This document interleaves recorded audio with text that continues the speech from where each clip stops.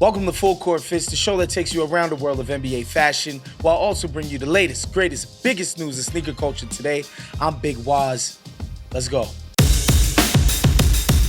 First up in sneak peek, a sneaker that I am very quite highly anticipating. These are the Nike Cosmic Unity 3s. The first Cosmic Unity is a cult classic in my opinion. The second ones I wasn't too crazy about, but these third ones I am really excited about. This is more of a mid-cut, a little bit higher than the first one, around the same height as the second one, and they're calling these the Summit White colorway. We even got a launch date, which should be June of this year. The whole conceit of the Nike Cosmic Unity is that the materials are recycled materials. So this is a sustainable basketball shoe. This isn't really Nike's first foray into sustainability, but in the basketball space, yeah, this is it. Obviously, we're into the sustainability of the shoe, but I think the design is fire. It just doesn't look like anything Nike is offering. Although I will say, the toe box area does kind of remind me a little bit of the Luka ones, just a little bit, the toe box area, but everything else, man, the way the design, just like this, it's just really cool looking. Like this really looks like something that somebody sat down and put some thought to, some art into. And so I'm super excited about it. These are retailing at $160. It's not quite the cheapest of the Nike basketball lines, which you could get stuff in the 110 regions, but it's not LeBron's that cost, $220. So yeah, Nike Cosmic Unity 3 in June. Next up, this shoe has just been one of the more controversial drops of the year. I think a lot of people who fell in love with the original Tiffany Dunks and what Diamond Supply and those guys did by making a legendary shoe. And obviously we saw the original pair, LeBron rocked them. We've seen them all over the place. These are the friends and family pair. These leaked a while ago, but now we get the official images, the sort of crushed leather, the suede swoosh, all of that stuff. Still has that sterling silver Tiffany piece in the back. A bunch of celebrities debuted these over the weekend. My man Erling Haaland of the great Manchester City, my man leading the Premier League in goals scored this year. And he's going to score the opening goal. Brilliant vision from Edison. He threw them on his Instagram. Spike Lee, Carmelo Anthony, been a big rollout with this friends and family pair. I think these are way worse than the regular pair. This shoe release has really rubbed people the wrong way. The fact that there's no acknowledgement or involvement of the original people that made the Tiffany Dunk, the $400 retail price.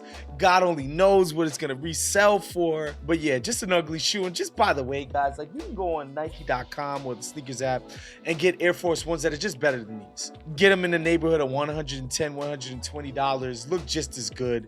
It won't have the cachet of the Tiffany brand behind it, but I mean, come on, give me a break. Tiffany Air Force One, friends and family. Last, but certainly not least, man, we talked about the Diamond Supply Dunks, Tiffany Dunks in the previous segment. I mean, most people would say the only dunk that rivals that sneaker is the Staple Dunk, the Pigeon Dunk. Shouts to Jeff Staple. He's got a new collab coming out with Puma.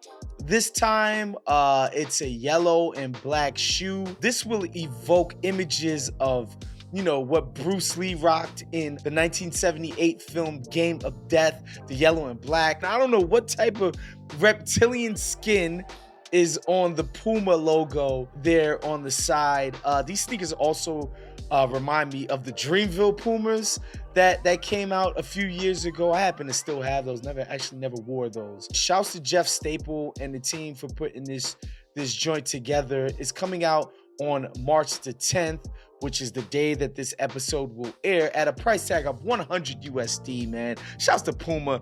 Shouts to the team over at Staple. He's never really limited himself to just Nike. He's done stuff with New Balance in the past, and now he's got a Puma collab. This is a dope shoe, the Puma Clydes. Make sure you go out and grab these if you like them. All right, let's get right into Copper Drop. First up, the young boy Josh Giddey of the Oklahoma City Thunder. He's rocking a Louis Vuitton monogram mohair cardigan, black trousers, Louis Vuitton as well, and the Virgil off-white Nike Air Force 1. You gotta be careful when you rocking all of these neon and hot pink, hot neon sort of colors when you're doing it, but he does well by sort of toning it down with the black tee and the black trousers. Of course, the Louis Vuitton frames. This is a decent way to do something this garish. He's getting his footing in the game, and so I'm gonna cop this fit for Showski. Next up, Willie Caulie-Stein of the Houston Rockets. He's rocking a Miri on the top, a Miri with a collaboration with a brand called Chemist on the bottom. These are the star jeans, as well as a custom Nike Air Force 1 with, you know, the Gucci print material on the toe box and on the swoosh. Cowboy hat. He's got the bandana. Look, man, he looks like if a hype beast were in TV show Simulation Westworld, and I kind of respect it, man.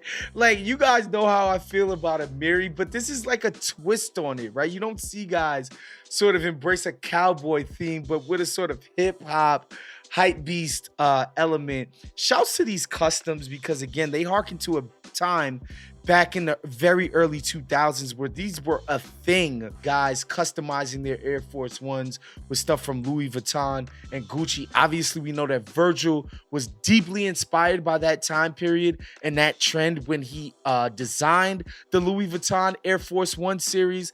Shouts to my man Willie Caulie-Stein, man, for bringing the essence back in this fit. I'm gonna cop this fit. Next up, also of the Houston Rockets, hipster NBA Twitter's favorite player by far, the Dream Shake Machine himself, Alperen Sengun. Here he's rocking Balenciaga Canadian tuxedo, off-white kicks with the Louis Vuitton 1.1 millionaire frame. Obviously, I hate these jeans. I hate these off-white sneakers. I don't mind a jean set. It's just, I don't know. This just looks messy and ill-fitting and just, you know, it's humping the baggy Jinko jean trend. It's just nasty to me. Sengun, I've come around on this game. I can't come around on this outfit. Dropping it. All right, last but certainly not least, the most ironically named player in quite possibly in sports history, David Duke Jr. of the Brooklyn Nets. Rick Owens padded bomber jacket. These jeans are by a brand called Basket Case Gallery. Of course, they're of the baggy variety, but at least he didn't have to spend $3,000 for the pleasure of doing so. And these Prada loafers, look, I think Prada does a good job, but like it's just, people will literally wear anything with that Prada badge on it right now. I just gotta say a message to the kids out there. Rick ain't for everybody, y'all. I promise you, you can get a fit off without forcing yourself to try to pull some Rick off. This isn't the worst iteration of mismanaging a Rick-inspired outfit, but it's certainly not the best. I gotta drop this fit.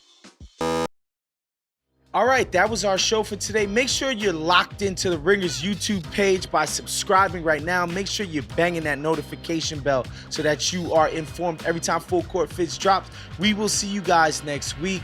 Peace.